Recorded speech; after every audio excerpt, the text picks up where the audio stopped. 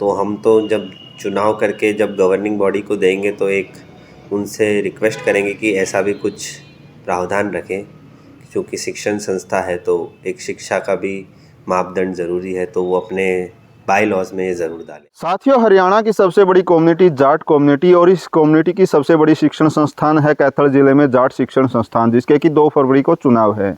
लेकिन बड़ा आश्चर्य है कि इतनी बड़ी कम्युनिटी की इतनी बड़ी संस्थान के लिए आज भी उतना ज़्यादा नहीं सोचा गया है जितना सोचना चाहिए था कि इस संस्था के चुनाव आज भी सरकार द्वारा निर्धारित जो संस्थीय चुनाव होते हैं कि एक सोसाइटी के चुनाव किस तरह से होने चाहिए, कुछ निर्धारित नियम जो सरकार के हैं उन्हीं नियमों के तहत इस संस्था के भी चुनाव हो रहे हैं। कई बार चुनाव हो चुके हैं कि जो चुनाव एक शिक्षण संस्थान के होने चाहिए, कुछ निर्धारण संस्था भी अपनी ओर से कर सकती है उस प्रक्रिया में, लेकिन संस्था की ओर से कुछ भी इसमें अलग से नहीं जोड़ा गया है। केवल एक जोड़ा गया है तो जो कैंडिडेट इन चुनावों में भाग लेगा उनकी फ़ीस निर्धारित की गई है कि 11,000 उनकी फ़ीस होगी। इसके अलावा उनकी क्वालिफ़िकेशन क्या होनी चाहिए ये कोई निर्धारण नहीं है कि वो शिक्षित हो या अनपढ़ हो, वो व्यक्ति भी इनके लिए एलिजिबल है।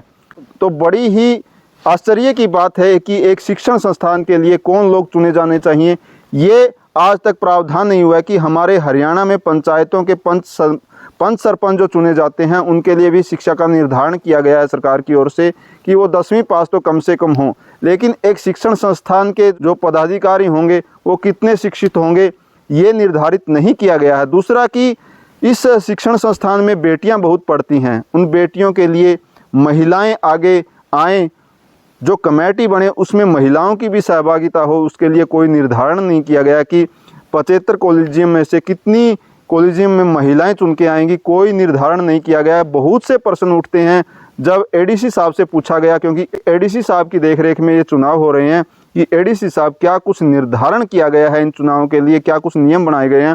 तो एडीसी साहब ने क्या कहा, सुनिए। क्या कहोगे कि जाट शिक्षण संस्थान के जो चुनाव है इसमें आपने जो प्रक्रिया निर्धारित की है, इसमें एक बड़ा प्रश्न है कि जिसकी इकोनॉमिक स्थिति कमजोर है वो चुनाव नहीं लड़ सकते। नहीं लड़ सकते हैं, ऐसा कोई प्रॉब्लम नहीं। मैं इसका मतदाता हूँ और मैंने अप्लाई किया था।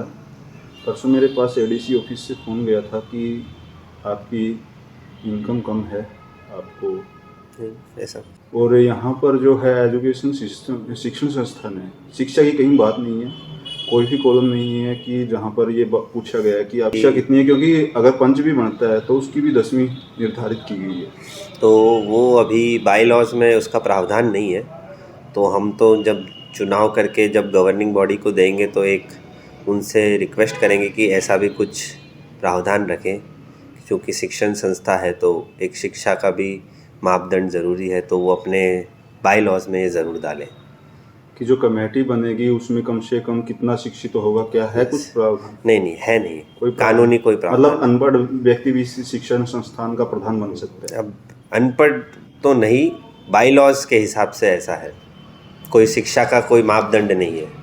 तीसरी बात सर, हर जगह महिलाओं को प्रायोरिटी दी जा रही है, बेटियां भी पढ़ती हैं। यहाँ पर 75 कॉलेजियम बनाए गए हैं, 75 लोग चुन के आएंगे। एक में भी ये नहीं है कि महिलाओं का लिए कोई भागीदारी नहीं, कि महिलाओं का होना भी बहुत जरूरी है इस शिक्षण संस्थान में। ऐसा कोई है नहीं, बट हमने भी प्रयास तो ज़रूर किया था महिला शक्ति को नामांकन भरने हेतु, बट हम इतने सफल नहीं हो पाए। तो ये एक कमी रह गई है इस बाई लॉज में कि उनको सशक्त करने के लिए कुछ परसेंटेज इनके लिए रिजर्व रखना चाहिए था कि इतने सीट में महिला बने। तो साथियों, अब चर्चा ये भी रहती है कि इस चुनाव में जिस गुट के जिस नेता के सबसे ज़्यादा सदस्य चुन के आएंगे वही कमेटी का निर्माण करेंगे।